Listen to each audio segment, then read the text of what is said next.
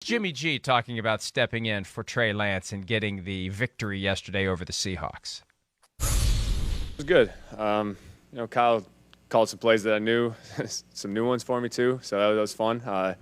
But no, it was a good process. Tried to prepare this whole time like a starter anyway. So it was just like I said, like riding a bike. I'm comfortable here. The players, the scheme, all that stuff. The locker room. It's uncomfortable. I'm familiar with it.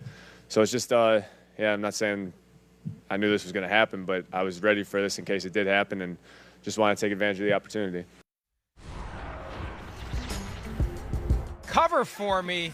Good idea, boss. And it was like that when I got here. And Jimmy Garoppolo covering for Trey Lance and getting it done against a Seahawks team that had been pretty good against the 49ers and was a 9.5, 10-point underdog. And I thought that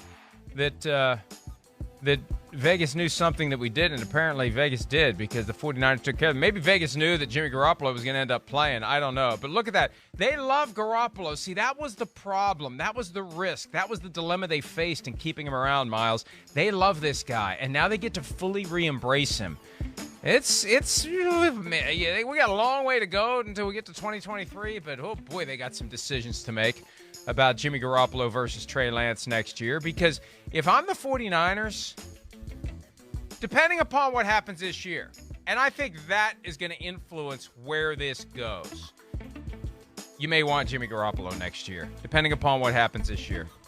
This may be the most roundabout, goofy, crazy-ass quarterback story we've seen in recent years, where we're done with this guy, we draft his replacement, we give up 3 first-round picks plus to get him, and then we realize, we kind of like him after all. We're going to keep him around. Well, it's not that they kind of like him. I mean, they've always said, we love Jimmy. But when you draft his replacement, like, how much do you really love him? It's like the guy who's like, you know what, I really think we should get divorced. And then he starts dating and he's like, actually, no.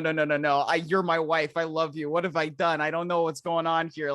This is not the thing that I thought it would be. And now I need you, baby. I need you. We have to stay together. And that's kind of what's happening right now. Right. This is a weird situation. It's been weird since March, when Jimmy Garoppolo all of a sudden had the shoulder surgery, and it's like, oh yeah, no, we can't trade him anymore because he's not healthy. And then the 49ers are talking. I mean, Shanahan and Lynch are both saying, well, we were on track to trade him, but then he got the surgery and that really changed everything. And then they go through August where he's there and he's doing his own little thing off to the side where he's not practicing with the team, but everybody's like, oh yeah, Jimmy's here, but la. And he's not in the meetings, and it's this and it's that. And then they bring him back and he's the backup, but then now they need him to play. And it's just, like you said, it's a wacky, roundabout, weird story, but here we are. And honestly, the 49ers are not in a bad position when it comes to where they are in the NFC. And his contract is fascinating, because he cut his salary from $24.2 million, and it would have been $25.62 million when you factor in the 17th game. He cut it down to $6.5 million, but he gets $29,000 for every game in which he's in uniform, and he will be in uniform every game that he's not injured, and for every game in which he takes at least 25% of the snaps, e.g. yesterday, he gets $250,000. And for each of those games that results in a win, he gets another $100,000. So Jimmy G made $350 large yesterday and will make another $350,000 every game that he plays at least 25% of the snaps, and they win the rest of the season. So that great deal for the 49ers, there was a caveat. If you actually have to use this guy, you're going to have to pay. And that's good. It's fair. It's a win-win. But that 6.5 is already up to 6.85 plus a couple of $29,000 per game roster bonus checks, and it's going to keep going up and up and up unless and until he gets injured. So it's a good deal for Garoppolo, and we need to abandon the $6.5 million figure immediately, because it's going to end up being significantly more than that potentially.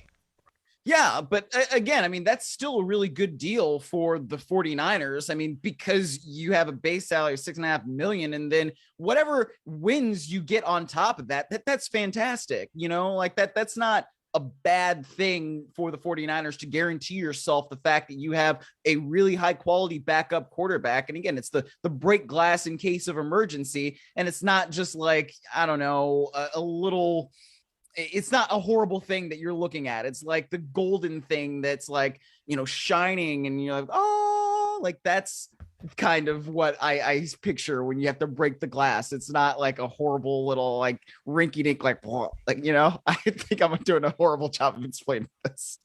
You should talk now. Well, you said it earlier, as it relates to Jimmy, the idea of breaking glass in the event of emergency, the guy under glass is a guy who's been broken glass himself. So it's just, the whole thing is so weird, especially because we entered the game, I was at least, on watch for Trey Lance getting benched because they lost last week. It was hard to really glean anything from it. He had the ugly interception. And I thought, and Sims and I talked about this last week, you got Kyle Shanahan going back to Denver where there's some hard feelings between the Shanahan family and the Broncos organization, and Kyle's going to want to go back and stick it to them in prime time. And then you got the Rams in prime time the following week. 2 big games for the 49ers. If Trey Lance was struggling, maybe you make the switch to Jimmy Garoppolo, and there was talk about that now. Next 2 games in primetime, as long as Jimmy G stays healthy, you've got Garoppolo against the Broncos, you got Garoppolo against the Rams. So we'll get to see very quickly how this 49ers team will do. And a point Matthew Berry made last night, he and I did a little thing for Sunday Night Football Final on Peacock, it changes the dynamics of the offense because now Totally. it's more focused on the players around the quarterback. Trey Lance, not the passing and running threat. So you've got the Deebo Samuel factor. We may see more of him running. Whenever George Kittle comes back, he's going to be as much of an impact in the passing game as ever. Brandon Ayuk, more of a target-rich environment for him. So Jeff Wilson Jr., who's in for Elijah Mitchell.